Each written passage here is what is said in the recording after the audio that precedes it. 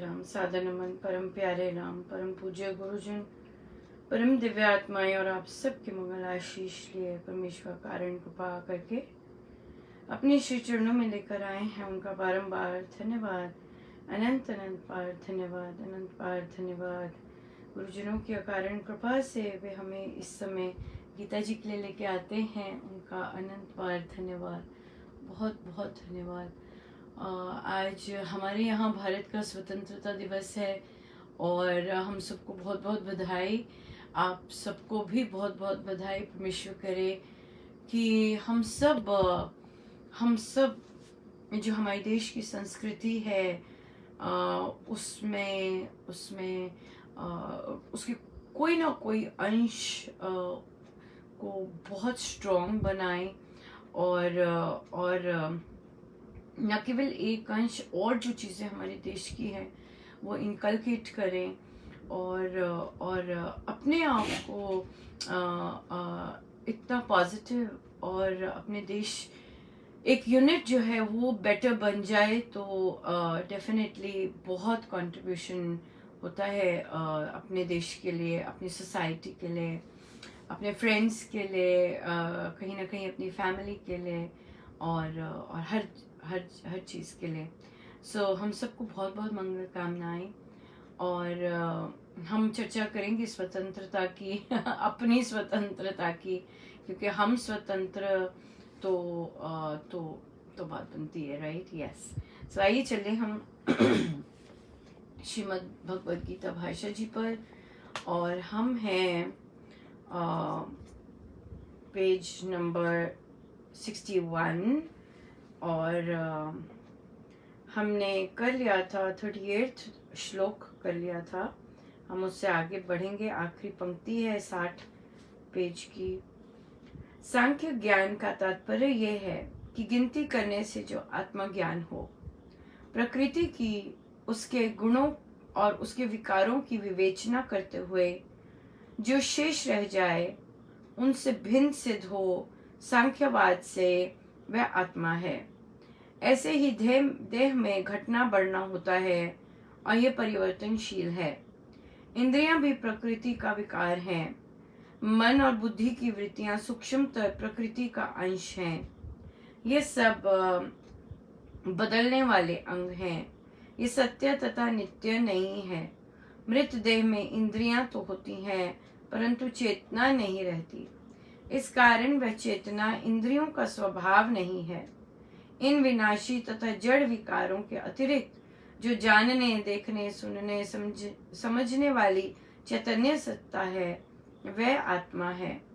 वह प्राकृत विकार ना होने से अमर अविनाशी वस्तु है। वह 5 भूतों में से किसी भी भूत का विकार नहीं, अतएव नित्य पदार्थ है। वह सूक्ष्मतम है, इस कारण अछिन्न है, अभिन्न है। उस आत्मा का स्वभाव स्वरूप ही ज्ञान है। उसी का प्रकाश सब इंद्रियों को प्रकाशित कर देता है।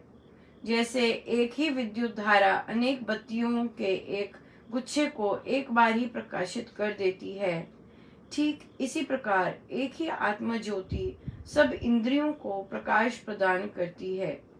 आत्मसत्ता तो स्वतः प्रकाश है, चैतन्य है। उसका देह के साथ, इंद्रियों के साथ, मन और बुद्धि के साथ स्वस्वामी भाव संबंध है। ये उसके अपने साधन हैं और वह इन सब का शासक स्वामी है। आत्मा परमाणुओं से भी सूक्ष्म है। परमाणुओं में चेतनता नहीं है, उनमें केवल कंप है, जो किसी प्रकार जीवन तो कहा जा सकता है, परंतु उसे जीव आत्मा मानना भ्रम है, भारी भ्रम है। परमाणुओं के 2 विभाग ऐसे हैं जिनको रजोगुण तथा तमोगुण कहा जाना चाहिए।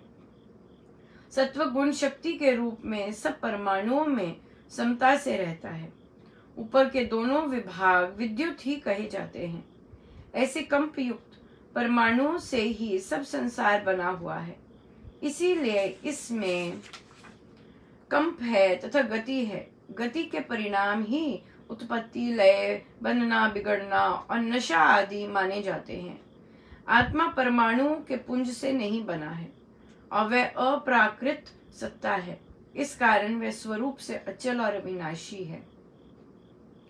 परमाणु पुंज साम्यावस्था में केवल होना मात्र होता है।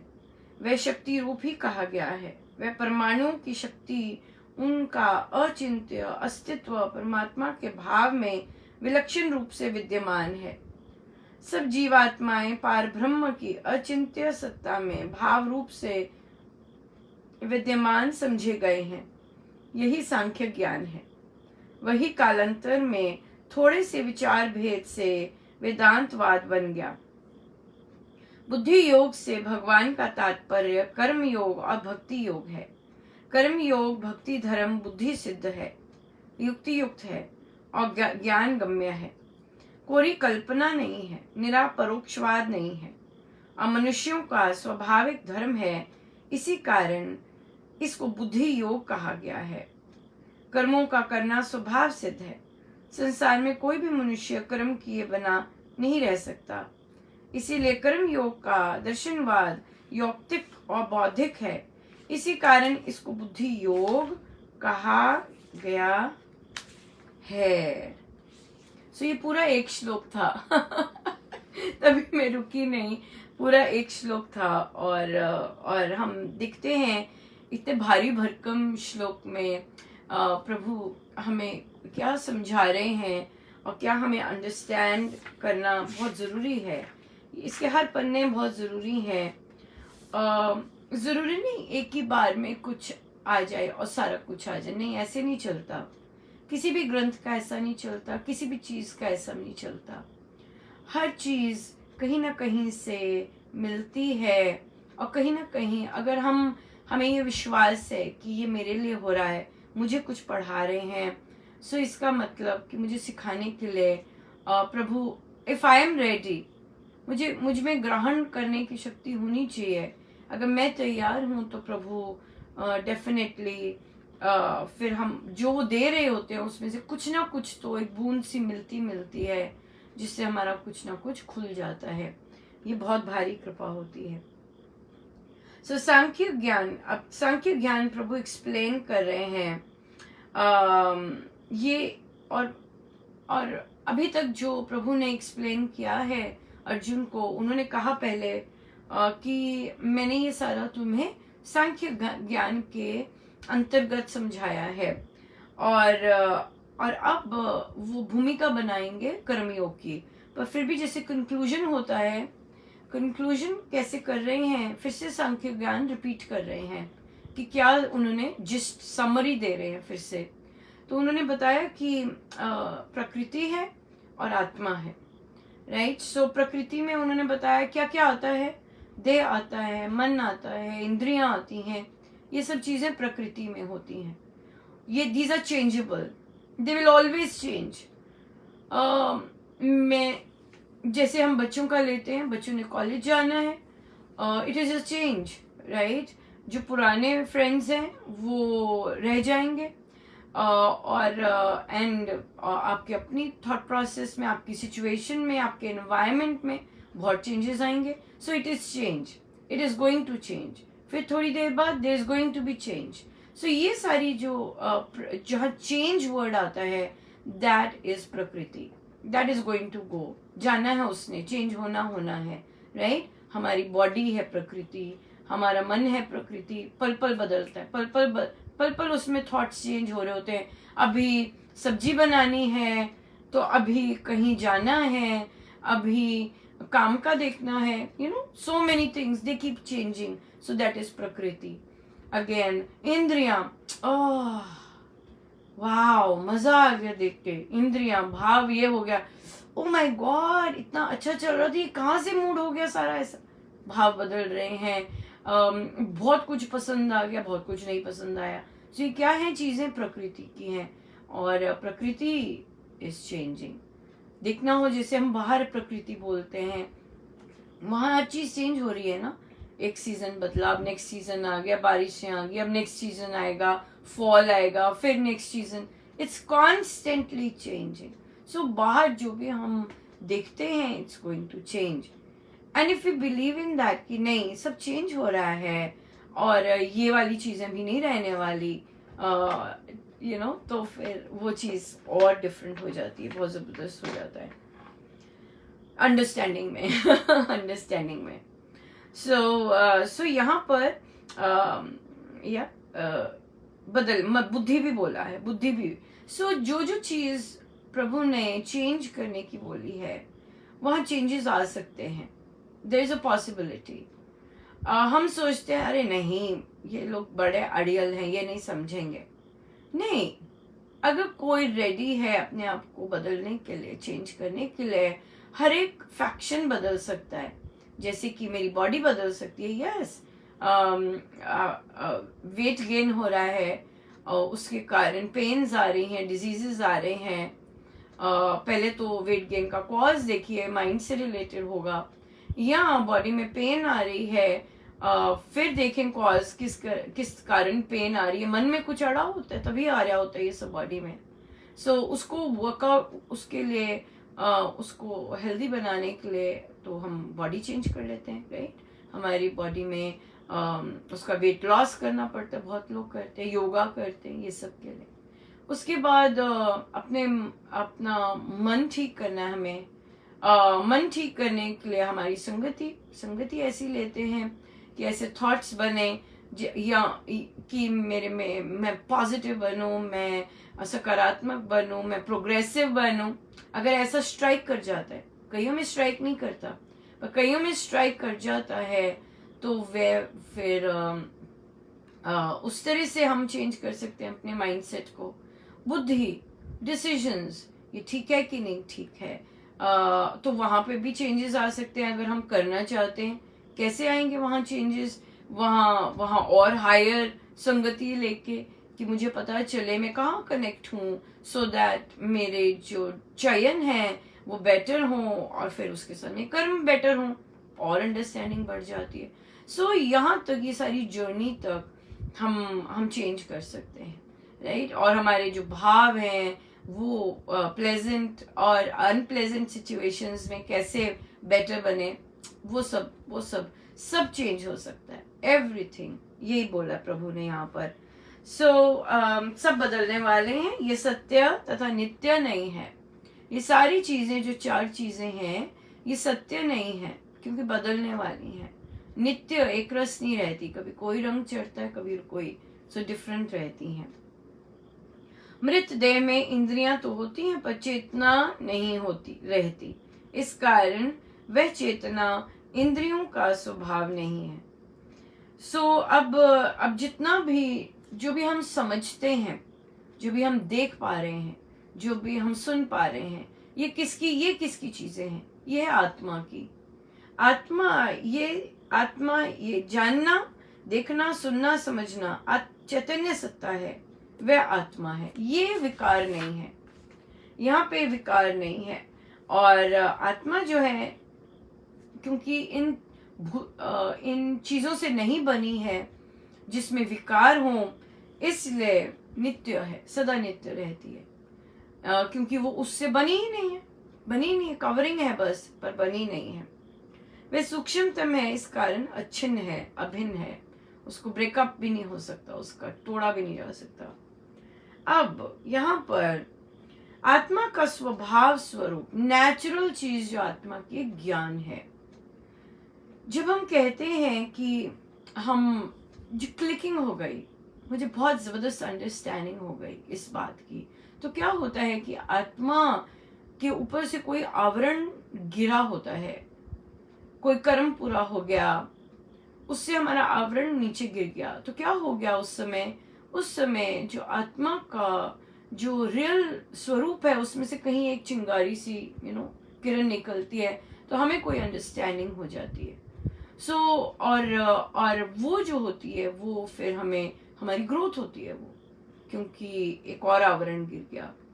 और ह्यूमन साधना का पर्पज ही यही है कि हम नेचुरल स्टेट, जो हमारी नेचुरल स्टेट ज्ञान की है, वो आए। तभी संत कहते हैं, पढ़ने से ज्ञान नहीं आता कभी भी, पढ़ने से तो भूल जाएंगे और वो प्रैक्टिस में भी नहीं आएगा। जो रियल विजडम जिसे कहते हैं, वो आता है अपनी लाइफ से, एक्सपीरियंस से, और एक्सपीरियंस मतलब, एक्सपीरियंस क्यों कहते हैं? क्योंकि जब हमारी कोई सिचुएशन होती है, चैलेंज होता है, जब हम उसे फेस करते हैं, फेस करने का और हम उसको ओवरकम करते हैं, तो क्या है कि हमारे अंदर जो जो आवरण हमारे कर्मों का पड़ा होता है, जो बाधा बन के आया होता है, उसको हमने क्रॉस कर दिया। जब वो क्रॉस कर दिया तो वो कर्म समाप्त हो गया। उसके कारण अब हमें क्या आ जाता है? हम और हल्के हो जाते हैं, और हल्के होने के कारण हम बेटर हो जाते हैं। सो इसलिए यहाँ पर तो ये नेचुरल चीज आती है, तभी कहते हैं experience is the best teacher, right? So experience इसीलिए, समझ जो कहते हैं आना, वो इसीलिए आता है क्योंकि हमने कोई चैलेंज फेस किया होता है और वहां से हमें अंडरस्टैंडिंग आई होती है उस चीज की। ये एक्सपीरियंस है। सो इसलिए अब आत्मसत्ता तो प्रकाश है, चैतन्य है। अब कैसा रिलेशन है उसका बॉडी के साथ, इंद्रियों के साथ, मन के साथ? स्वामी का है। आत्मा इज द बॉस। आत्मा की शक्ति से ही हमें समझ आ रहा है, हम देख पा रहे हैं, हम चल पा रहे हैं, हम सुन पा रहे हैं, उस आत्मा शक्ति के कारण। वो उसका स्वामी, उसके लिए हमें देह मिली है, आत्मा के लिए देह मिली है, आत्मा के लिए मन मिला है, इंद्रियां मिली हैं। बट आत्मा इन सब के लिए नहीं है। आत्मा इज द बॉस। वो है कंट्रोल फैकल्टी हमारे अंदर, ना कि हमारा माइंड, बुद्धि, ये सब नहीं। आत्मा है और चैतन्य है वो, unbiased truth, complete wisdom, total ज्ञान। हर जो चीजें, निर्भयता, टोटल सिक्योरिटी, संतुष्टि, कंटेंटमेंट, टोटल कंप्लीट, हर चीज कंप्लीट, परफेक्शनिस्ट है, परफेक्शन में रहती है आत्मा। हम कई लोग अटेन करते हैं, छोटी छोटी चीजों में उनकी परफेक्शन चाहिए होता है। बट जब हम नेचुरल सेल्फ में होते हैं, वो परफेक्शन है। आत्मा, जिनको परफेक्शन चीजें पसंद हैं, अगर वे आत्मा में जाएं तो वहां उन्हें वो परफेक्शन चीज मिलेगी, rather than कि वर्ल्ड में अगर वो परफेक्शन ढूंढते हैं तो वर्ल्ड इज कॉन्स्टेंटली चेंजिंग। सो जो आत्मा है वहीं पे आपको स्थिरता, एक रस, सिक्योरिटी, कंटेंटमेंट, शांति, प्रेम, आनंद, सब कुछ आत्मा में ही मिलेगा, आत्मा में ही मिलेगा, अपने अंदर मिलेगा। और जितना हम इस पर फोकस्ड होंगे, उतना हम जो बाधाएं हैं कर्म अनुसार पड़ी हुई, हम उससे बिल्कुल वो हो जाएंगे। लेट्स से बाधा कैसी आती है? ब्लॉक बन जाती है, सॉलिड ब्लॉक। बाधा है पर वो ट्रांसपेरेंट बन जाएगी, राइट? सी थ्रू। अगर हम आत्मा भाव में रहते हैं, आई है प्रॉब्लम, वो है ऑब्स्ट्रक्शन, पर हमें दिखती ही नहीं है एज ऑब्स्ट्रक्शन, ट्रांसपेरेंट हो जाती है and we can move on आराम से। बट जो बाधाएं होती हैं, हम जैसे देखते हैं, हम क्योंकि उसे बॉडी लेवल पे देखते हैं, इसलिए हमें वो ब्लॉक्स, सॉलिड ब्लॉक्स दिखती हैं। हमें दिखता नहीं रास्ता, सॉलिड ब्लॉक्स दिखते हैं। As a result of which हम उसे क्लियरली नहीं देख सकते। आत्मा में रहकर क्लैरिटी आती है और अंडरस्टैंडिंग बहुत चीज़ों की आती है। और फिर स्वामी जी महाराज, जब हमें अंडरस्टैंडिंग आ जाती है, वाओ ये तो बहुत ही अच्छा समझ आया, ऐसे जब हो जाते हैं, हाँ पता लग गया, ऐसे जब आता है तो उसमें स्थिर रहना, वो राम नाम करते हैं, उसमें बिल्कुल स्थिर रहना कि हमें जो ज्ञान मिला है या मुझे अंडरस्टैंडिंग हो गई है, उससे मैं बार बार गिरूं ना, उसमें स्थिर रहूं। वो राम नाम हेल्प करते हैं कि मेरी अंडरस्टैंडिंग में।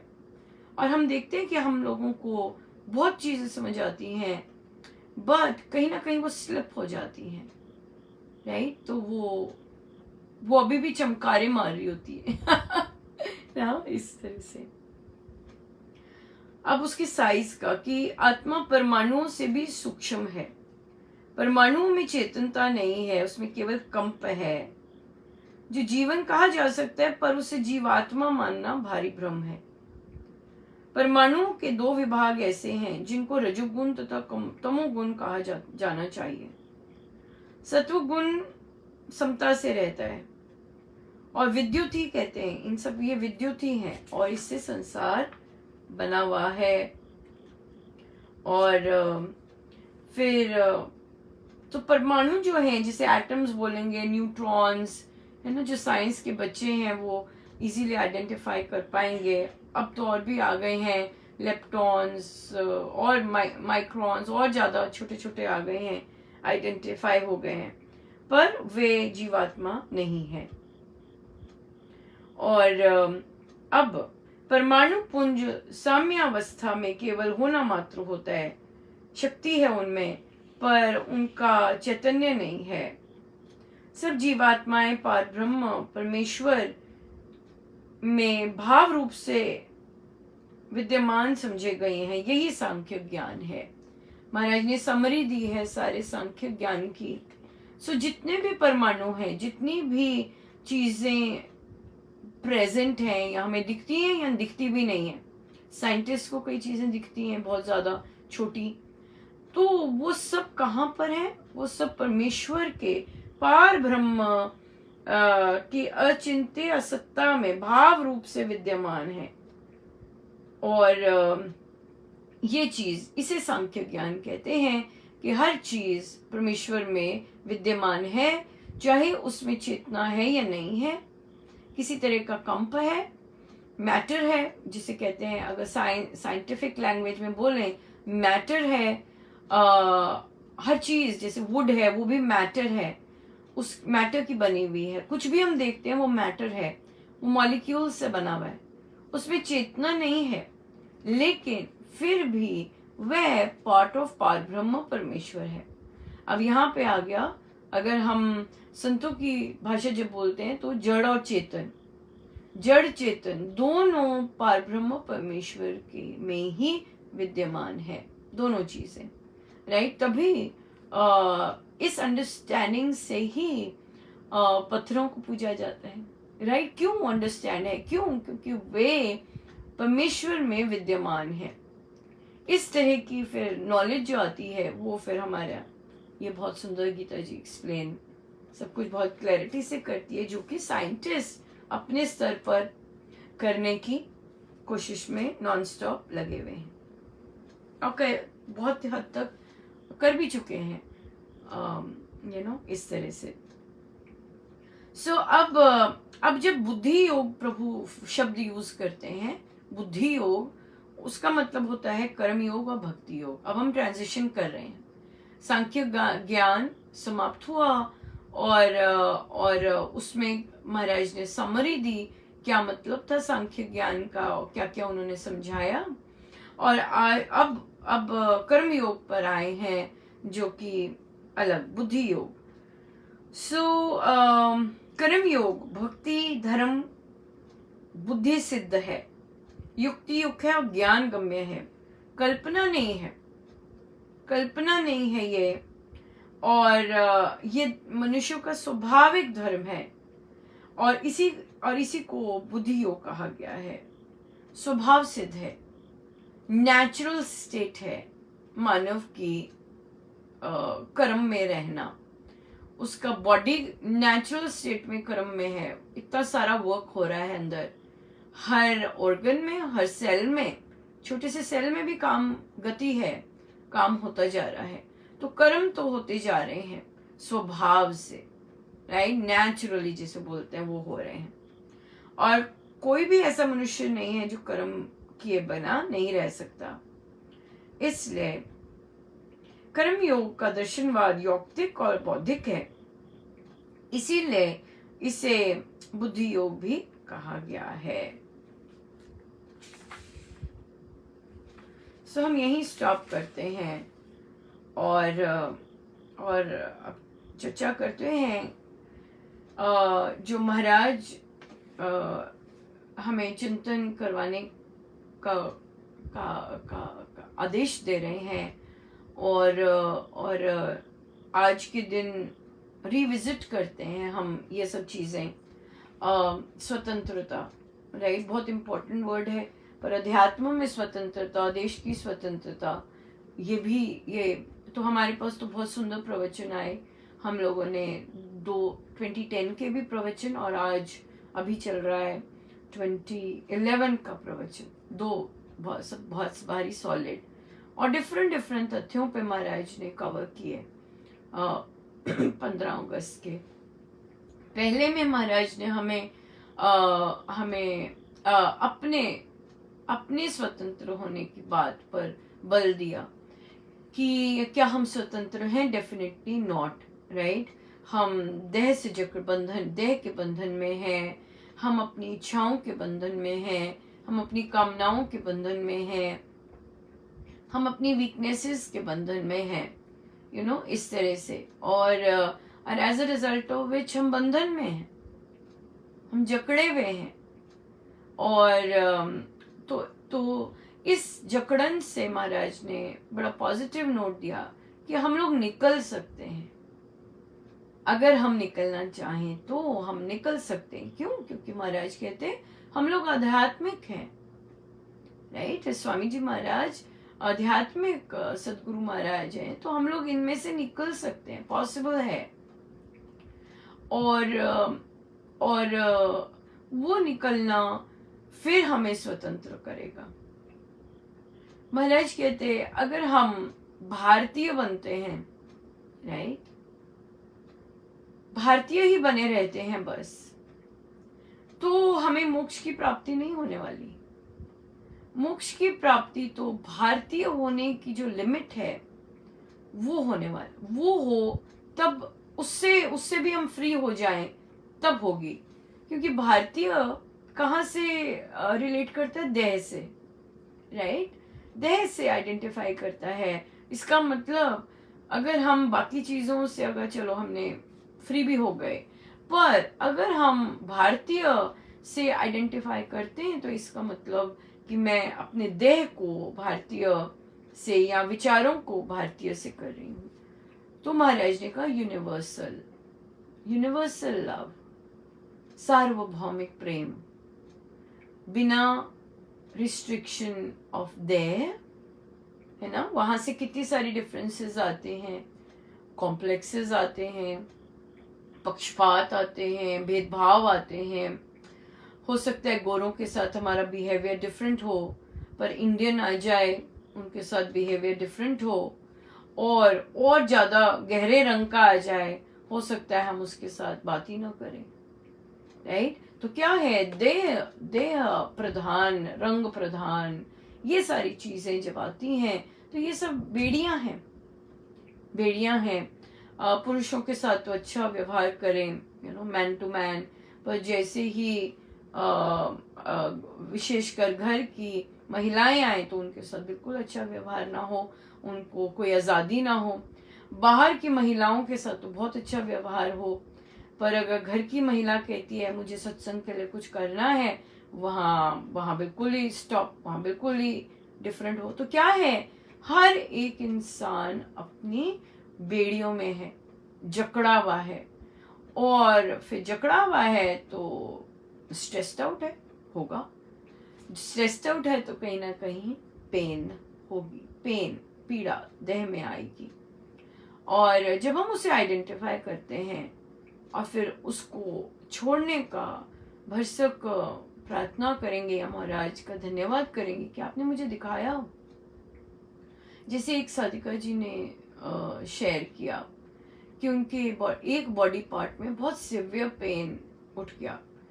उनका लाइफस्टाइल भी थोड़ा सा वैसा था, पर क्योंकि उन्हें पता था कि पेन या बॉडी में कोई भी मैल फंक्शन माइंड से रिलेटेड है, और वो अपने बिहेवियर्स को बड़े अच्छे से ऑब्जर्व करते, तो जो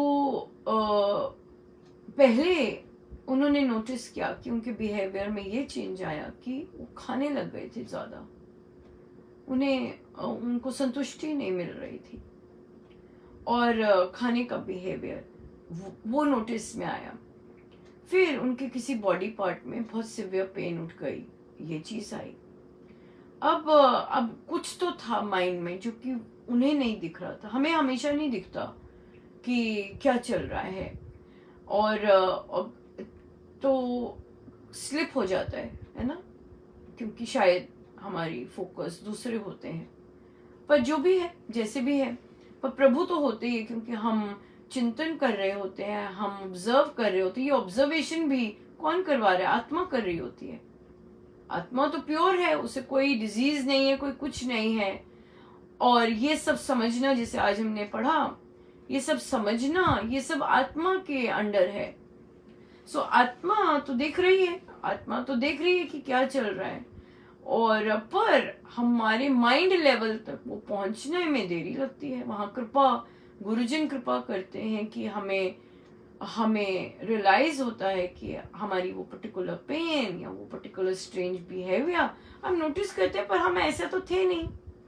कितने वर्ष अपनी लाइफ के कभी ऐसे नहीं थे, अब क्यों ऐसा बिहेवियर हो रहा है? ये भी एक बहुत अच्छा होता है कि ये क्या आ गया, कि पहले तो कभी ऐसे नहीं किया। पहले तो फूड में भी कोई प्रॉब्लम नहीं थी, कम खाते थे या रेगुलेटेड खाते थे, अब क्या हो गया, क्या चल रहा है?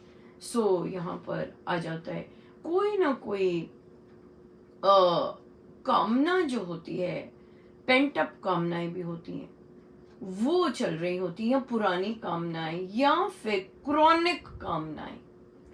राइट, क्रॉनिक चीज जैसे कि हो सकता है अपेक्षा हो।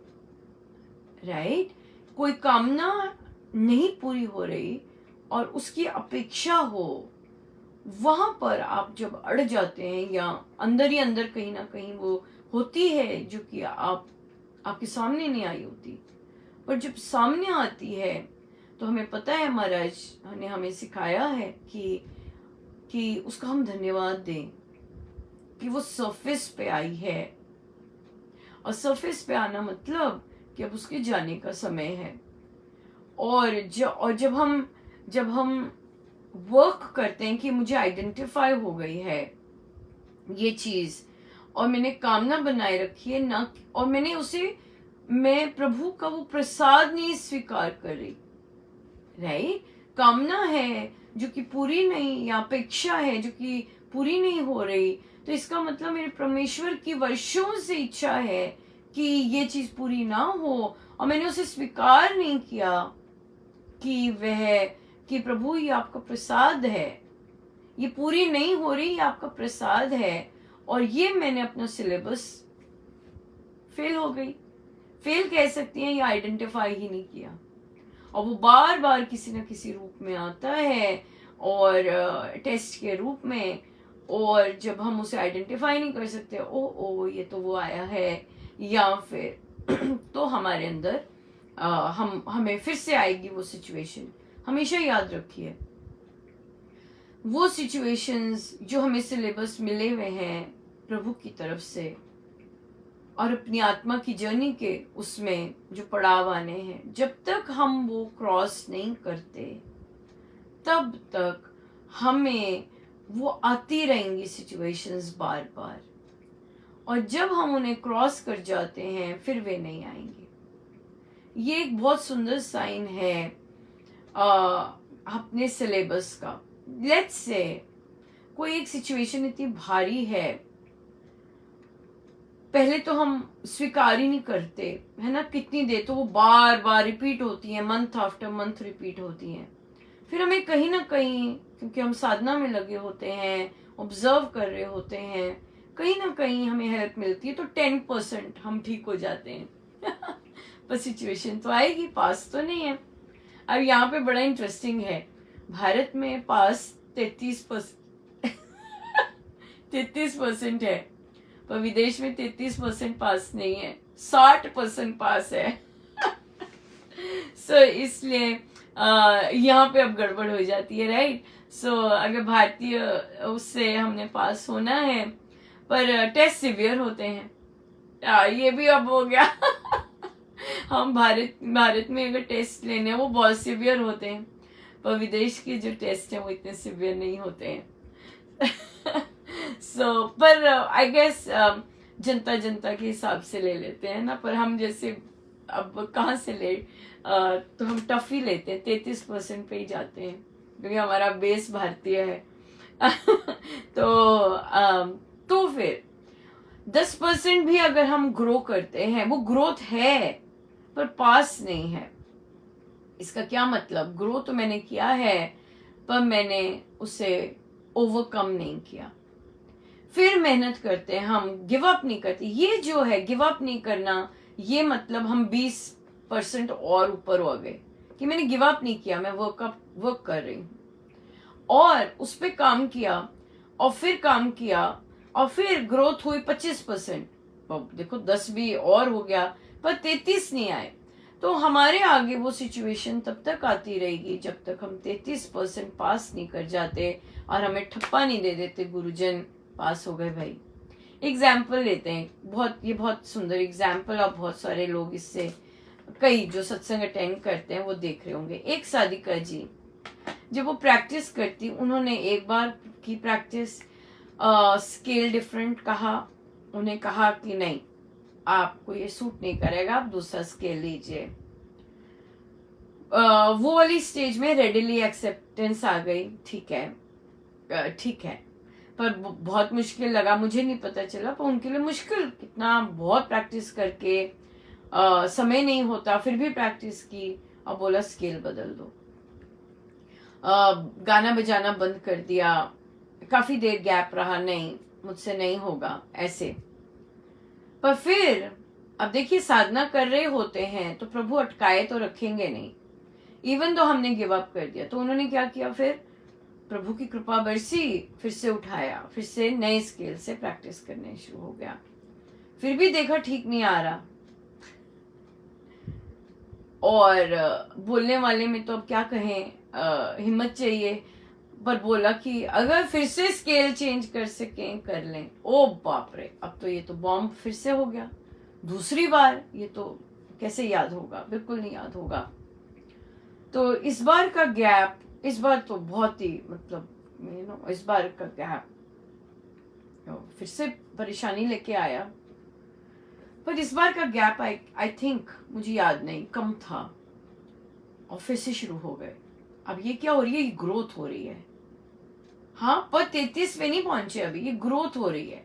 जब हम गिव अप, क्योंकि हमने गिव अप भी कर दिया है ना, थोड़ी देर उस पे भी रहे, उस फेज में भी रहे, पर 33 पे नहीं पहुंचे। चलो जी, अब तीसरी बार में भी सुना दिया, सब ठीक हो गया, थोड़ा सा रहता था पर चलो आ गई, ड्यूटी आ गई। अब ड्यूटी आई, अब क्या हुआ, बजाने लगे, सब इतना नर्वसनेस आई, सब तितर बितर हो गया, जितना सुंदर प्रैक्टिस थी कुछ भी नहीं वैसे आया। अब आप सत्संग में गा रहे हैं और सब कुछ गड़बड़ हो गया। हाँ, तो ये टेस्ट था ना जी, नहीं आए 33% पे, और वो नर्वसनेस आ गई, और जो जो चीजें प्रैक्टिस में लानी थी सब गड़बड़ हो गई। तो सब फिर से मन किया सब छोड़ दें, बिल्कुल छोड़ दें, मैंने नहीं हाथ लगाना, मुझे नहीं करना। पर नहीं, अब ड्यूटी है। मन में आया कि भाई नहीं मैं बाद में दे देती हूँ, ये भी आया कि नहीं मैं 1 महीने बाद करूंगी, नहीं लिखा नहीं गया प्रभु ने नहीं लिखवाया। देखिए गुरुजन जब टेस्ट ले रहे होते हैं और कितना वो मेहनत कर रहे होते हैं कि साधक प्रोग्रेस करे और पास हो जाए वो जो सिलेबस है। चलो जी, एक तो बिल्कुल लीव हो गया, अब दूसरा बेटर हुआ, राइट, बहुत प्रैक्टिस हुई फिर से। नहीं, पहले में क्या हुआ, प्रैक्टिस इतनी नहीं थी, और अब दूसरे में तो कहा कि नहीं भाई हर रोज प्रैक्टिस करनी है, नहीं तो नहीं काम बनेगा।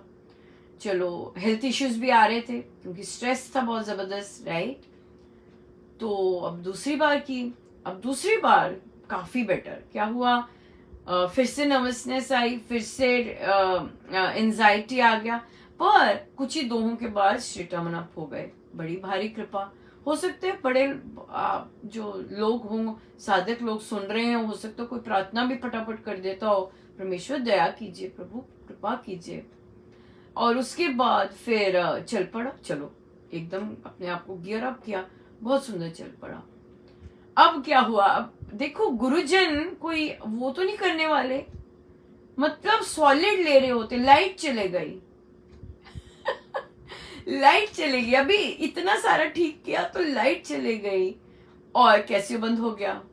अब फिर मन में आए कि प्लीज मैं अनुपमा को लिख दूं कि आप गा लो, पर ना अनुपमा को महाराज ने हिलाया ना वे लिख पाए। क्यों? क्योंकि कंट्रोल कौन कर रहा है? महाराज कर रहे हैं। चलो जी, गाते गए, बिना बिना बिना कैसे के गाया, लिखा, क्योंकि मेरा तो ड्यूटी बनती है कि भी ये बिना उसके क्यों हो गए, ये तो टेस्ट होते हैं, प्रैक्टिस होती है, तो उन्होंने ये टाइप कर सके कि लाइट चले गई। चलो पता लग गया, अब अनुपमा शांत हो गई कि भी ये किसी का जानबूझ के किया हुआ नहीं है। लाइट आ गई। लाइट आ गई और चलती गई, और इस बार पूरी अमृतवाणी जी बड़े अच्छे हो गई सारी, बहुत बहुत, जो पिछली बार सारा हर जगह पे फट फट फट हो रहा था हुआ पूरा सॉलिड टेस्ट था, क्योंकि उन्होंने बोला कि कभी मैं ऐसे नर्वस नहीं हुई जिस तरह अब हो रही थी ये। अब क्या हो गया, एंड पार्ट पहुंच गए, बोलो राम में फिर कहीं ना कहीं गड़बड़ थी, बीच में कहीं कहीं थी, तो पर फिर भी पार हो गया। 33 नहीं मिले अभी।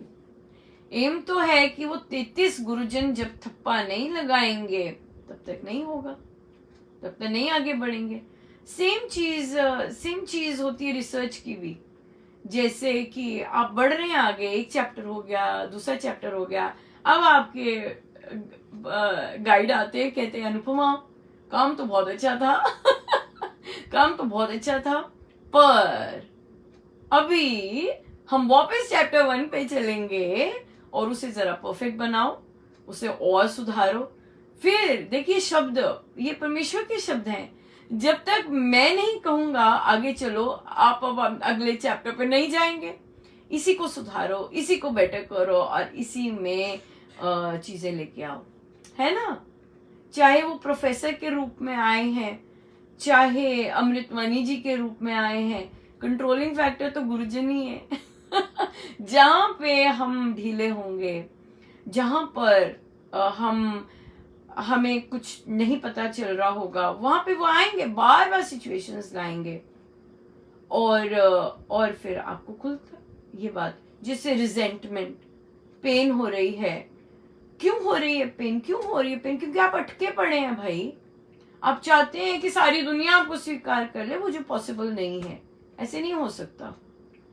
आपको इतना प्रभु ने दिया है, इतना ज्यादा दिया है, अगर इतने से जन स्वीकार नहीं कर रहे तो तुम इतने जन पे क्यों बैठे हो? प्रभु की इतनी इतनी इतनी भारी कृपाओं पर बैठना और धन्यवाद करना, और ये लोग जो नहीं स्वीकारते वहां भी धन्यवाद करना, क्योंकि इन्हीं से तो हम ग्रो कर रहे हैं। ये छोटे होते हैं, बहुत थोड़ा नंबर होता है, पर जो हमें मिलता है वो इन्हीं के कारण मिलता है, क्योंकि वही चैलेंजेस आते हैं। और उन चैलेंजेस को अगर हम रोध हो रहे हैं, उन चैलेंजेस को हमने धन्यवाद नहीं किया जिसने हमें इतना कुछ दिया है, पेन तो आएगी, है कि नहीं?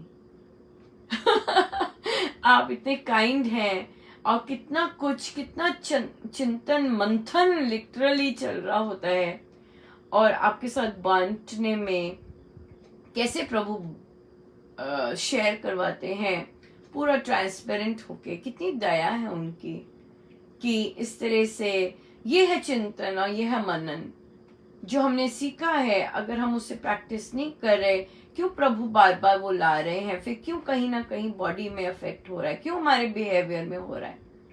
और फिर हम हमारे तो ये वही सपोर्ट ला रहे होते हैं, यू नो, कि भाई देखो देखो देखो क्या बताना चाह रहे हैं। जैसे एक साधिका जी ने अभी जो सत्संग हुआ आलेराजपुर में, इतनी सारी वो आई, वो गुरुजन कर रहे थे। हर पड़ाव पे वे बोलते गए, हर पड़ाव पे महाराज कर रहे हैं, महाराज सारथी है, महाराज कर रहे हैं, सब कुछ बना ठीक। वो टेस्ट था भारी, उन्होंने कहा था ये बहुत भारी टेस्ट ले रहे थे, क्योंकि जो हम सीख रहे हैं प्रभु मंगल। अब वो बच्ची देखिए, जिसके भी कान में ऐसी चीजें जाती हैं और जो प्रैक्टिस करता है उसके टेस्ट तो होंगे। बच्ची देख लीजिए, कहते मुझे तीज पे करना था और मुझे सिलेक्ट नहीं किया, तो क्या कहा बच्ची ने कि मुझे प्रभु प्रभु ये मेरे भले के लिए ही होगा, चलो वो तो पास कर गई। 5th ग्रेड की बच्ची पास कर गई और ना जाने प्रभु ने उसको कहाँ कहाँ कितना कितना जबरदस्त ग्रोथ दिया, राइट। सो ये हम सब के सिलेबस हैं और अगर हम उन्हें पास नहीं करते तो डेफिनेटली हमें फिर से एग्जाम लेने पड़ेंगे। सो ये प्रभु की बहुत दया है, बड़ी कृपा है कि हम आइडेंटिफाई कर पाते हैं, स्वीकार कर पाते हैं, ताकि जो हमारी बेड़ियां हमें जकड़े हुए हैं वो खोलें। सो रियल सेंस में इंडिपेंडेंस डे बने राइट, रियल सेंस में हम स्वतंत्र हों। सो हम हर एक जीव स्वतंत्रता, हर कोई पसंद करता है स्वतंत्रता, पर हमारे आगे बहुत टेस्ट आएंगे। जो ग्रो करना चाहते हैं, जो अपने गुरुजनों के श्री चरणों में विलीन होना चाहते हैं, उनके टेस्ट भारी होंगे एज कंपेयर टू अदर्स, क्योंकि उनकी अपनी अपनी अभी ग्रोथ है। बट टेस्ट तो फिर भारी ही होते हैं, साधारण नहीं होते जो आप चाहत की होती है उसे पाने के लिए टेस्ट तो बहुत भारी होते हैं। So happy independence day to all of us. और हम आध्यात्मिक वे से हम एक दूसरे के लिए विश करें कि हम सब एक दिन रियल सेंस में इंडिपेंडेंस डे मना पाए, राइट, अपनी जीवन यात्रा का, अपने ह्यूमन बर्थ का। सो हम सब एक दूसरे के लिए विश करें कि हम सब इस इंडिपेंडेंस को जी पाए, राइट, जीना उसको एक्सपीरियंस कर पाए कि जो मानव देह और मानव जीवन की जो इंडिपेंडेंस है वो क्या टेस्ट करती है, जो हमारे गुरुजनों ने टेस्ट की है ना, और वो हम सब कर पाए। सो इसी वेल विशेस से सबके लिए वेल विशेस कि हम सब इस ओर चलें और ये एक्सपीरियंस कर पाए, पतन ना हो। क्यों पतन ना हो? क्योंकि गुरुजनों की मेहनत है, उनकी बहुत मेहनत है सो इसलिए पतन ना हो, किसी का उत्थान ही हो, और सब अपना जो सिलेबस है जो महाराज ने सबका सेट कर रखा है वह पूर्ण रूप से पास कर पाए। 34% महाराज 33.5 दे देते हैं, पर चलना तो हाफ दे देते हैं, हाफ करके पास कर देते हैं। सो इसलिए बहुत बहुत धन्यवाद, आपने साथ दिया। इस महाचिंतन था, बहुत ज़बरदस्त चिंतन चल रहा था, और बहुत बहुत धन्यवाद, सच में दिल से धन्यवाद, बहुत ज़्यादा धन्यवाद। Thank you so much, thank you. So I हम सीधे होके बैठे अपने प्रभु, अपने गुरुजनों के श्री चरणों में बारंबार